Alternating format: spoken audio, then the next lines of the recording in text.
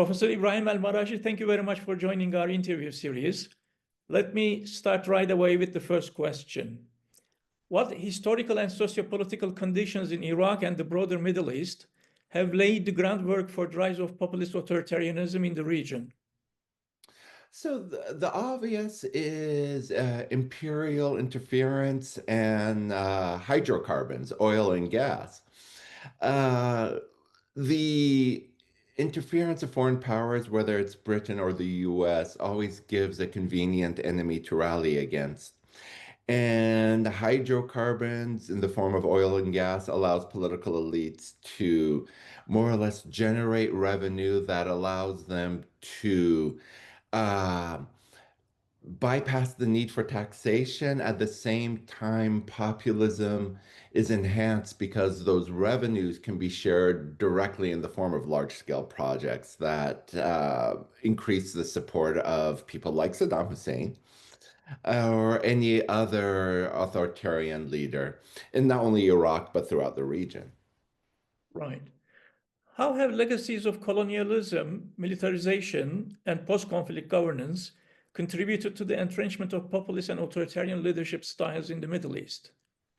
Well, in the case of Iraq, the British were always a convenient target to rally against. In any other states ruled by France, for example, uh, you you could always rally against the legacy of the colonial power, even if you look at ISIS as a form of kind of a populist and terrorist group. Dismantling borders was an attempt to rally the masses in not just the Middle East, but the entire Muslim world. And Saddam Hussein framed the invasion of Kuwait as an attempt to erase the borders established by British colonialism. So it serves as a convenient rallying point. And then let's not forget the US is also, whether if you look at the rise of the Houthis, right, their appeal is not just beyond Yemen, but throughout the region because they're the last last group that's seeking agency in a region that's more or less shaped by US control. So this is the legacy. You have actual historical legacies of borders that have cut across communities.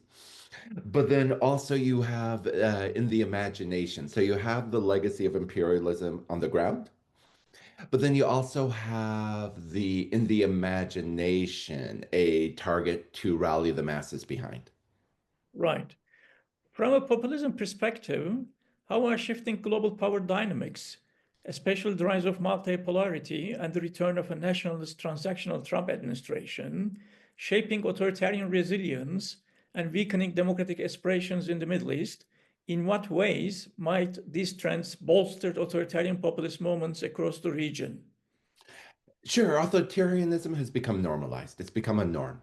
You see, even though the US used to behave in an authoritarian way a lot of times, at least it paid lip service to spreading democratic governance around the world. I think now that facade has been done away with. Um, so here we are at a moment where populist leaders can more or less say, look, if the US is adopting these behaviors, this is the norm and the future.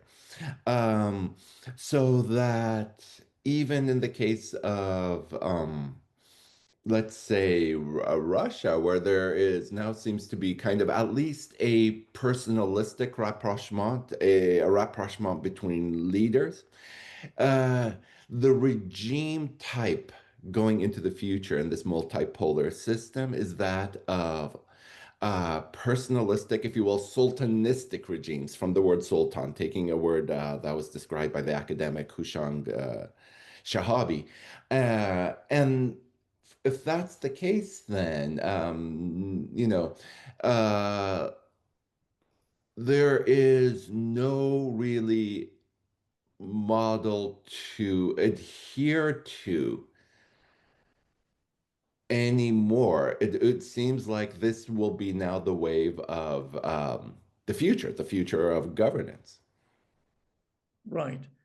How has the populist rhetoric of the Trump administrations, particularly their framing of radical Islam and their regional double standards, impacted the legitimacy of state institutions and non state actors in Iraq and the broader Middle East?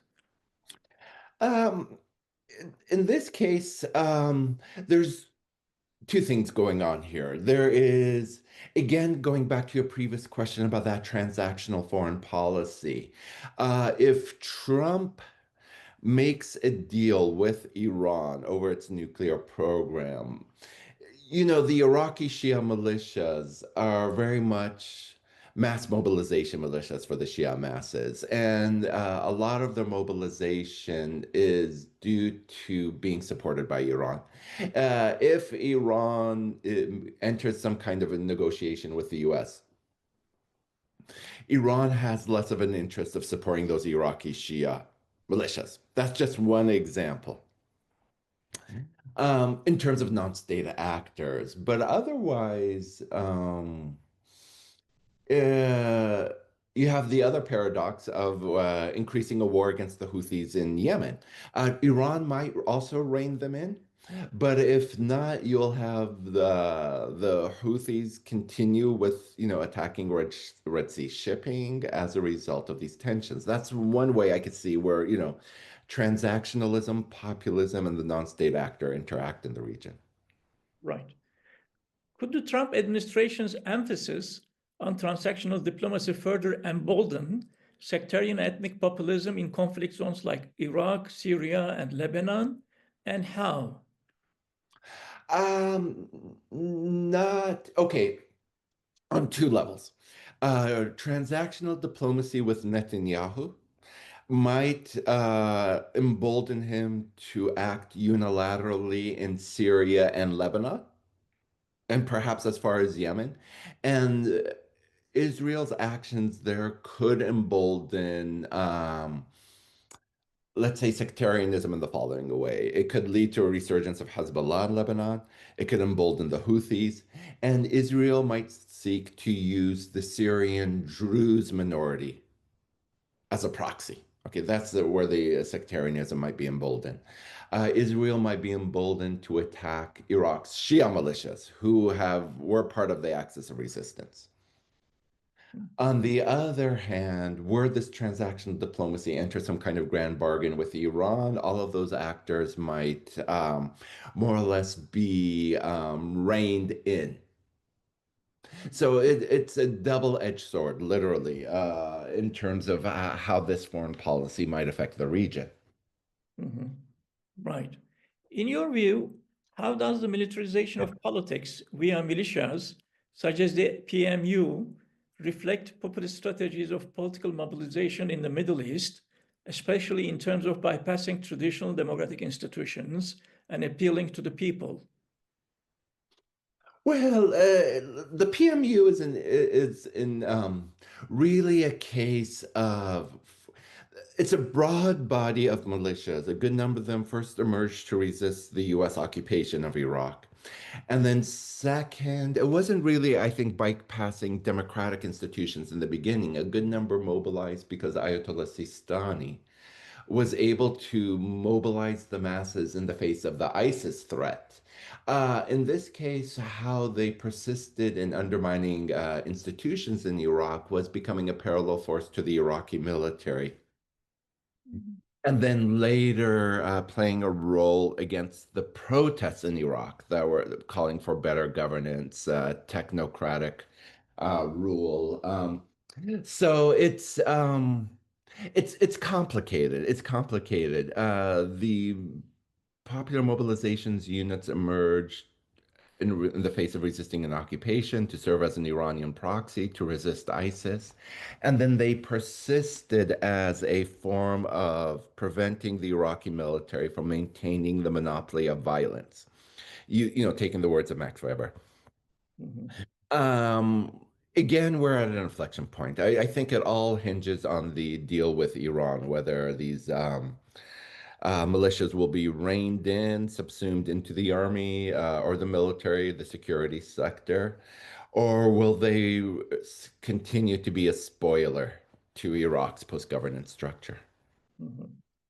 Considering your work on COVID-19 and militia reinvention, how do the crises, like pandemics or conflicts, serve as opportunities for populist authoritarian actors in the Middle East to entrench power under the guise of serving the people? And how might this intensify under second Trump presidency? I mean, the case with the pandemic, and I'll just give you an example closer to home in where I am in San Diego. When COVID hit Mexico, you had drug cartels like under the former drug cartels of Guzman Chapo distributing medical kits such as masks and water to people affected by COVID-19. In other words, when the Mexican security sector failed, the health sector also fails, and you have these non-state actors filling the void. They become the security sector and the health sector. And that's really what happened with COVID-19 in the Middle East. In places like Lebanon, Yemen, and Iraq, it was the Houthis, Hezbollah, and the Shia militias that were disinfecting places, providing masks, so on and so forth, right? And in all those places, what you have in common is where the security sector has collapsed, where, Max Weber said, the state is no longer the legitimate arm of violence. The non-state actors become the security sector and health sector at the same time. And that is more of an indictment of the weak health sectors in those societies. But you see, you have a weak health sector because the security sector is weak. You don't have a an army that is holds the monopoly on the use of violence. But that's a reflection of having the state being unable to provide services such as, what we call biopower. And biopower is this biopower is keeping the population alive. And the other side of that is necropolitics, when the state is too weak to provide services such as health. That's when the agents of necropolitics, the cartels or the militias, the violent non-state actors fill in that gap. They fill in that void. Mhm. How do Middle Eastern regimes employ especially Islamist populist rhetoric domestically to justify authoritarian practices, especially in the international environment, increasingly tolerant of illiberal governance? Um, I mean, Islamist rhetoric is by definition an attempt to mobilize the masses through faith. I mean, that's the way to, it's when governance fails, you turn to divine governance to justify um, to appeal to the imagination. This is the way I would see it. It's just like when you use the anti-colonial rhetoric. Um, I say in the same way, it's more or less an appeal to the masses. Okay. Uh, when the masses have very little faith in the structures that govern them, I think this is where the Islamist rhetoric kind of fills in the gap. Right.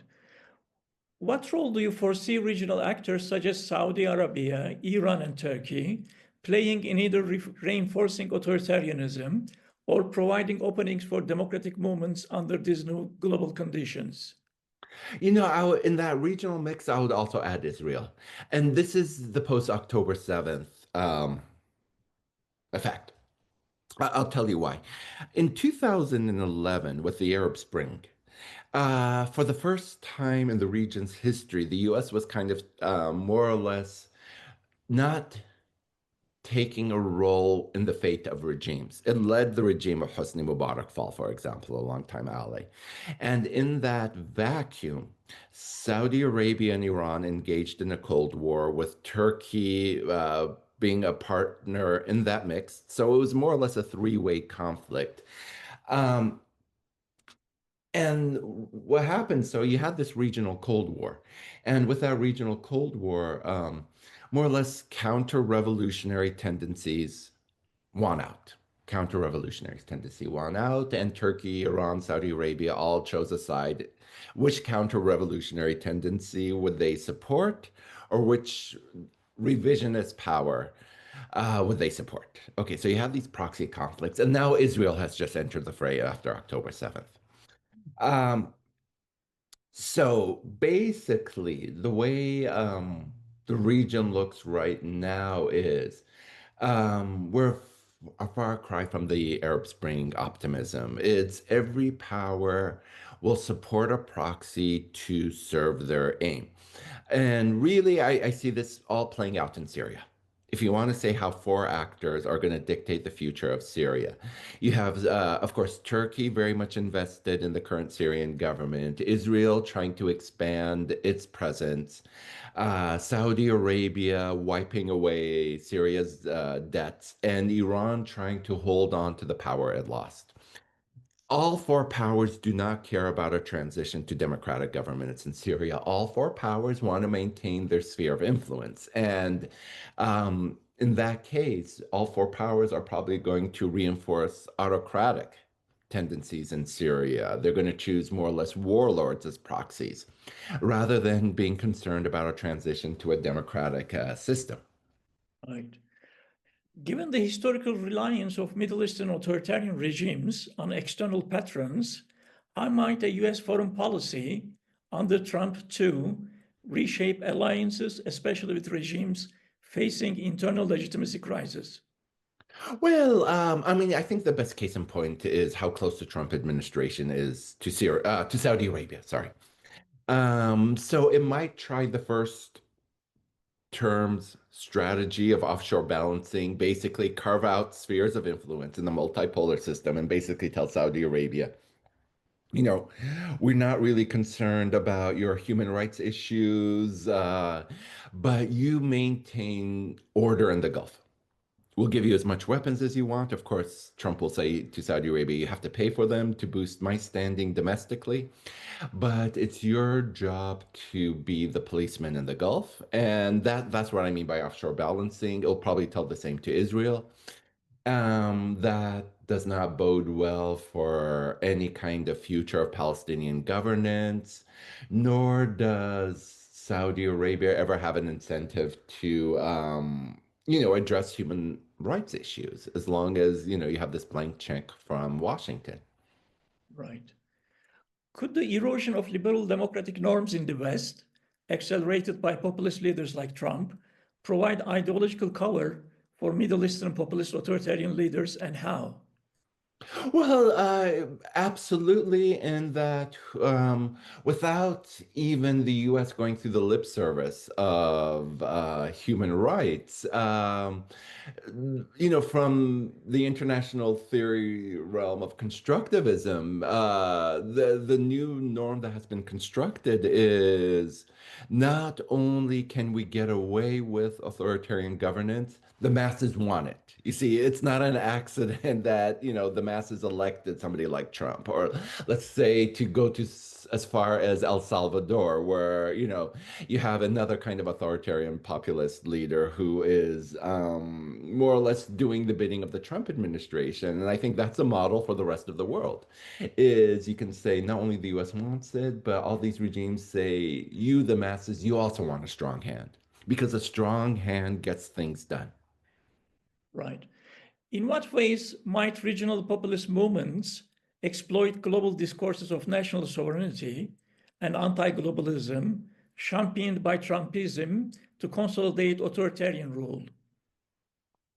Well, I mean, I think when you talk about discourses and global dynamics, I think there's an important element here called digital populism. Is all of this is enabled because politics also occurs on a digital plane. And so, more or less, yeah, digital platforms becomes a way of authoritarian regimes to bypass structures of traditional media and appeal to the masses. If the traditional media has yet to be co-opted by, let's say, authoritarian leaders. So, I mean, to answer that question, digital populism is the easy answer. That is the way where these discourses become normalized and reach a mass population. Right. Given the weakening of traditional international pressure for democratization, do you foresee populist movements in the Middle East mutating toward more overt forms of sectarianism, ethno-nationalism, or exclusionary politics? I would say more exclusionary politics. I mean, for the reason that my take is the worst. I mean, let's look at this. The In terms of ethno-sectarianism, I'm wondering if the region has been exhausted by those challenges. Okay, and I'll tell you in which way. I mean, at one point, the axis of resistance, for example, included Persian 12er Shia Iran, Iraqi Shia, 12er Shia militias that are Arab, an Arab Alawite regime, 12er Shia Arab Hezbollah, 5er Zaydi Shias in Yemen, and an Arab Sunni Islamist Islamic Jihad, and Hamas, of course.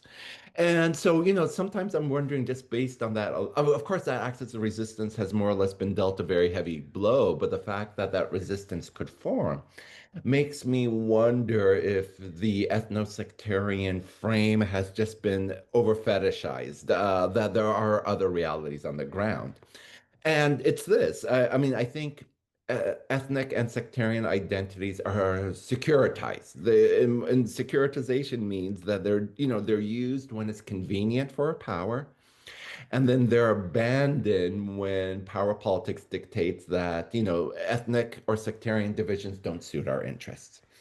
So if that is the case, then I think then really this is a matter of exclusionary politics. Populism becomes a mask to mobilize the masses, but always at the expense of other issue-based Mhm. matters, such as who gets excluded, civil society actors, journalists, ethnic minorities, for example.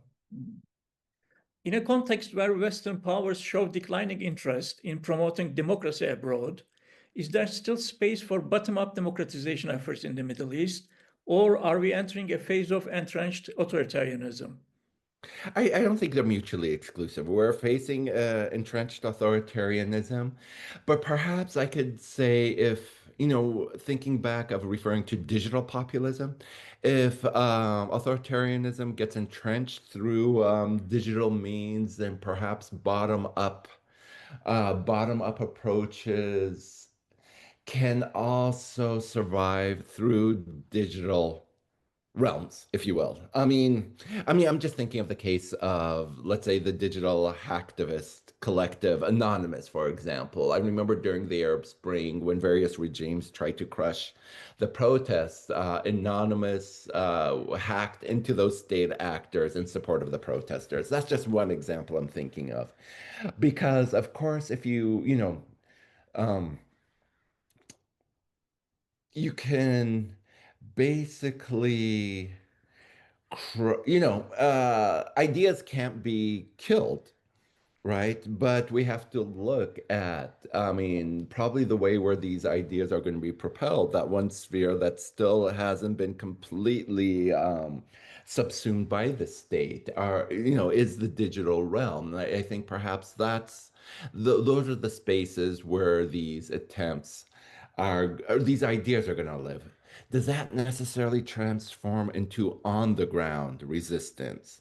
I mean, that has yet to be the case. But I mean, at this kind of inflection point, I think that's where the ideas will at least find a refuge. Right. And finally, Professor Al-Marashi, considering the weakening of global democratic norms, how can civil society actors in the Middle East adapt their strategies for resistance and survival amid a more authoritarian friendly international environment? It's again, I refer to my previous answer. I think, I mean, at the end of the day, these groups might survive digitally. They'll be able to organize digitally. But I mean, to be honest, I mean, if you look at, how the region has been transformed since 2011, it does not look good.